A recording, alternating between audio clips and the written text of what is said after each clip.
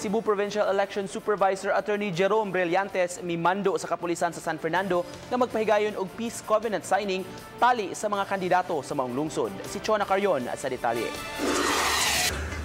Nunod sa kainit karon sa politika sa San Fernando, mas maayo nga magpahigayon og peace covenant signing ang mga magpapili sa maong lungsod.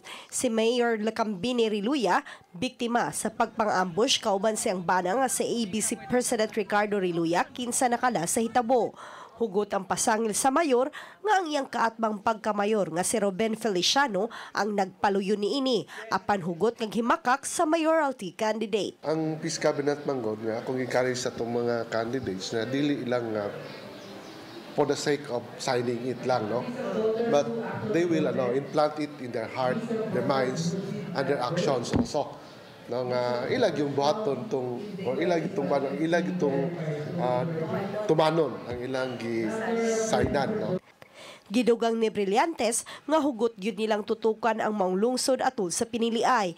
Gani ang mga magtutudlo nga magsilbing electoral board muhatag og otoridad sa mga pulis nga makaduol sa polling centers kung mas makaayo kini alang sa seguridad.